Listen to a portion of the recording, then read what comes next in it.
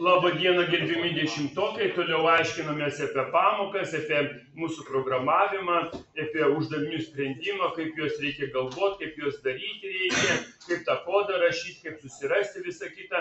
Tai dar pradedu nuo to, kad mes viską randame antroj pamokoje, mes šiandien antroj pamokoje, tiesinis programavimas. Dar atkreipiu dėmesį, kad toj pamokoje jau yra iš 24 puslapio jau mūsų išspręsti uždavinukai.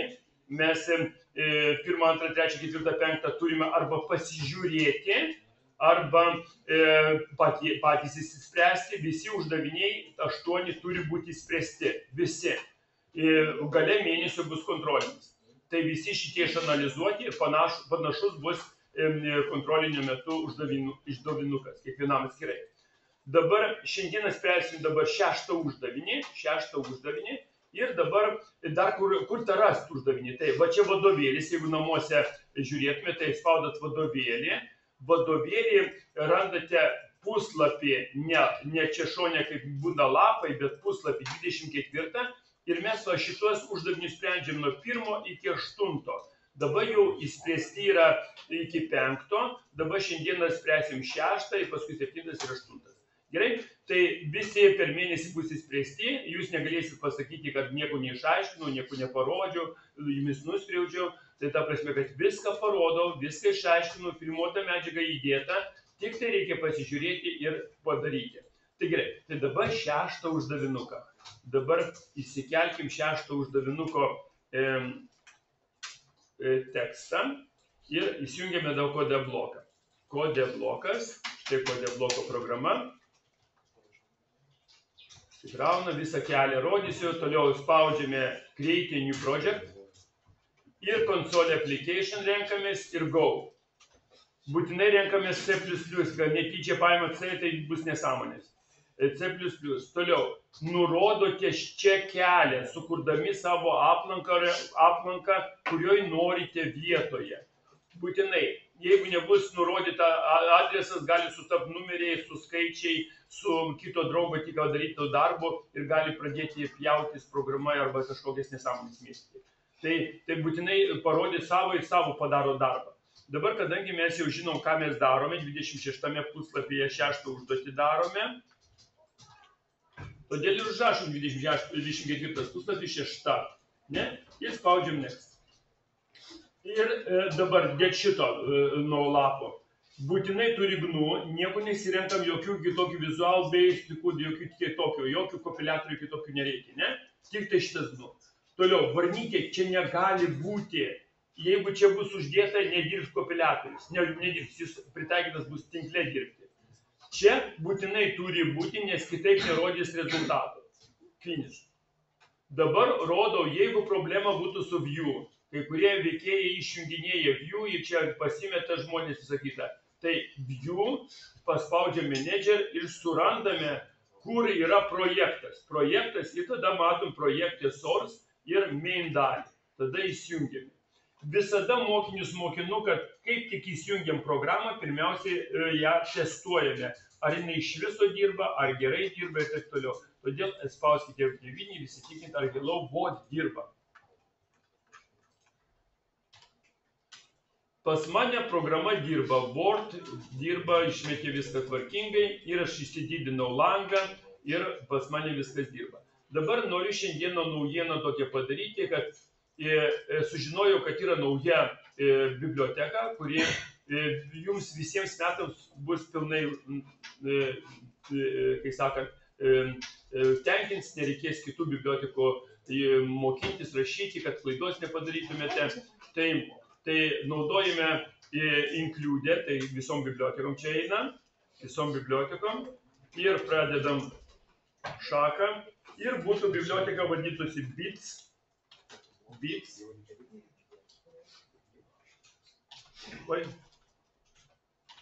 std, oi, čia ne klausukas, o brūkšniukas. std c++.h. Va, jau čia ir pagalba programa. Dabar užblokuojam tą pirmąją, kur mes visą laiką mokydamas jos trim, jos visai jau dabar nereikia, šitą pilnai turi dirbti ir testuojam, pažiūrėjim, ar tikrai dirba. Dirba, puiku. Tai kiek mes mokysimės ten su šaknim traukti, ten su po kablelio vietas palikti, paskui ten dar kitokias bibliotekas viso perėsim, kokias 4 bibliotekas susipažinsim. Tai šitą biblioteką, jeigu užrašo, tai viskas, visų 4 bibliotekų galima nerašyti. Tiesiog nerašyti. Aišku, supažindysiu su visom, bet.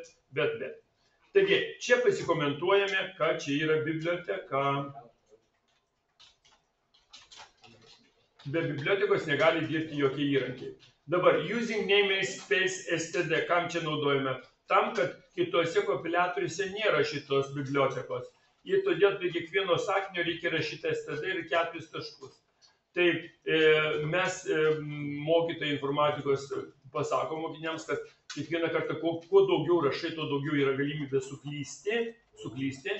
Todėl parašykit šitą biblioteką ir bus rami galva. Taigi biblioteka šitą naudojama ir jinai jau dirbs, nereikės jokių std rašinėti ir jokių problemų. Int main pagrindinė funkcija. Be jos jokia programa C++ kalboje nebūna. Aš viską rašau ne lietuviškai, kad paskui kringelių nebūtų. Pagrindinė funkcija. Dabar įsiaiškinam užduotį. Dabar dar, užduotį įsiaiškiname, tai įdėsiu ją į Wordą, kad jūs geriau matytumėte. Word programą.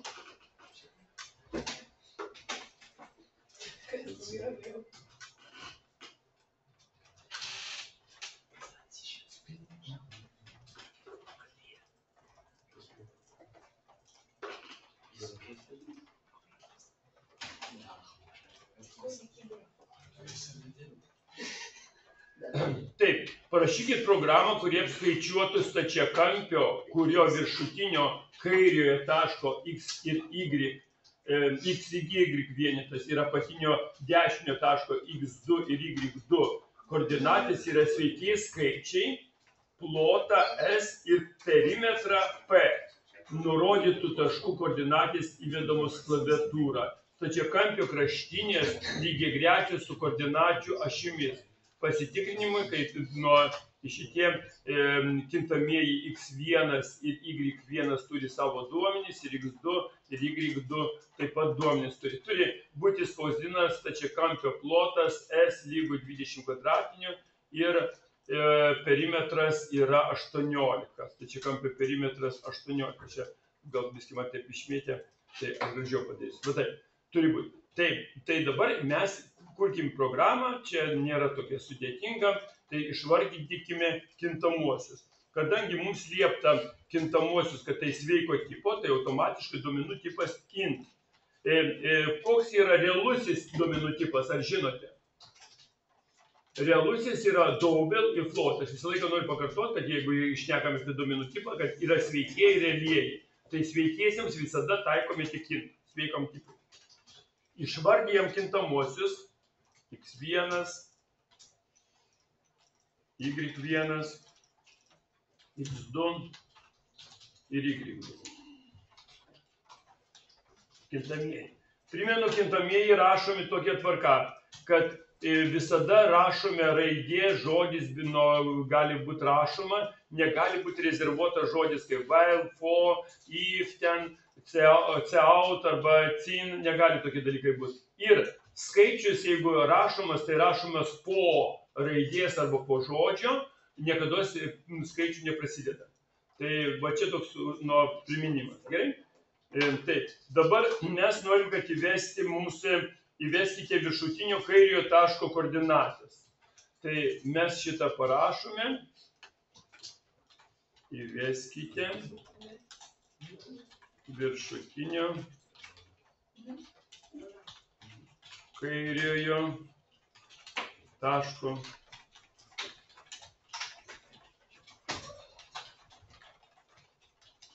koordinatės. Pasižymėkime, kokios tos koordinatės bus x1 ir y1.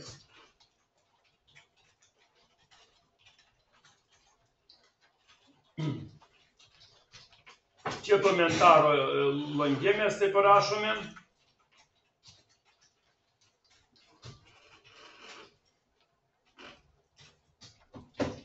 Parodo visą sakinuką. Sakinys baigėsi endel ir su cin pasiemam.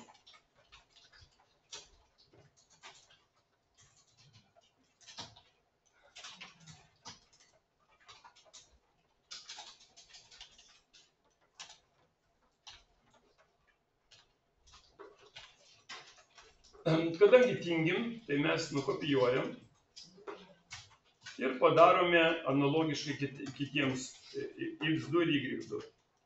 Tai pakeisdami tam tikrus žodžius. Tai čia x2 ir y2. Ir čia bus dešiniojo taško.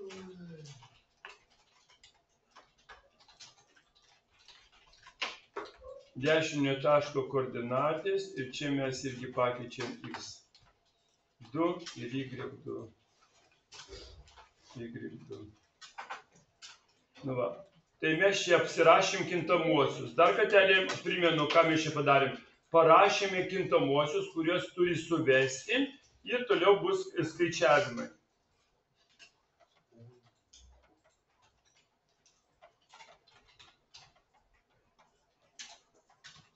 Galime, dabar žiūrėkit kaip įdomiai, galima čia viską surašyti pačioj pradžioje, taip mokindavosi seniau, kad viskas.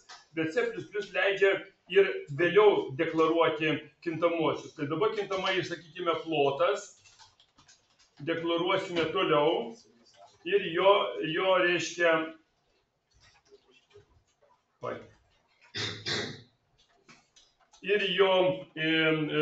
reiškia, apskaičiavimai bus tokie.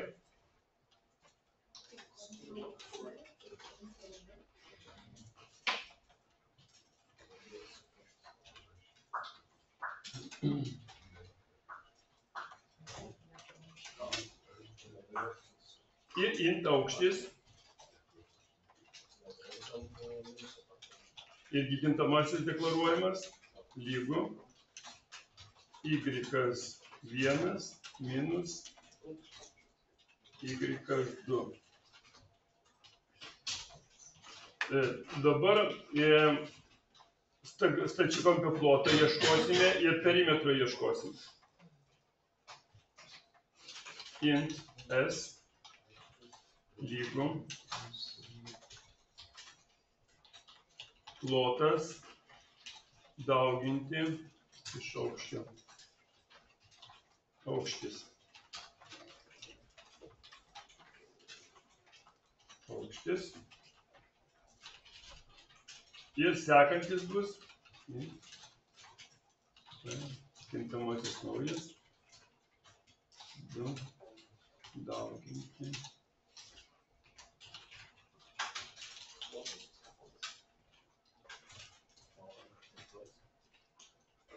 Plotas. Plius aukštis.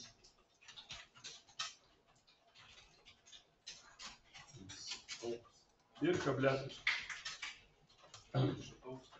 Nu ir dabar CAUT eilutė. Nu, rašom CAUT eilutė, rašom rezultatą išvesti. CAUT eilutė. Srauto ženklas. Būtinai kabutės, jeigu norim kažkokį pranešimą prašyti.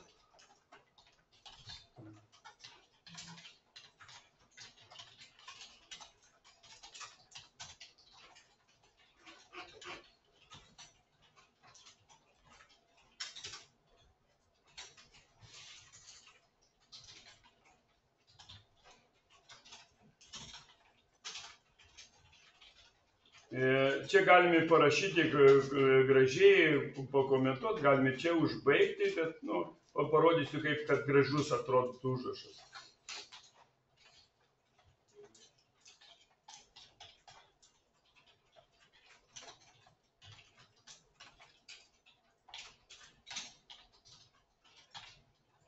Čia kaip primenu, ką kabutėse rašom, tas ir bus vaizduojama. Kas ne kabutėse, o ta S, tai yra kintamas.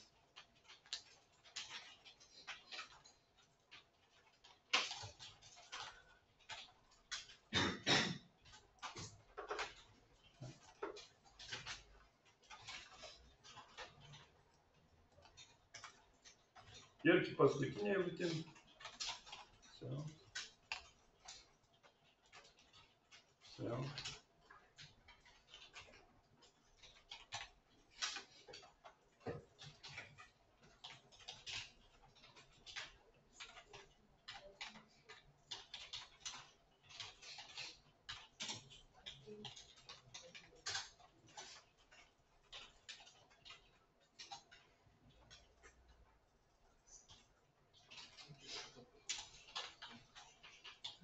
Kintamasis P.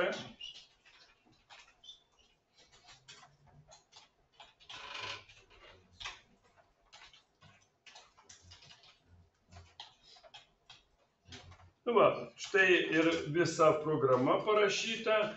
Gali būti kažkokia, jeigu klaidukė kokie įvėlėme, tai ją mes pasitaisysime eigoje. Dabar pasižiūrim iš vadovėlio 25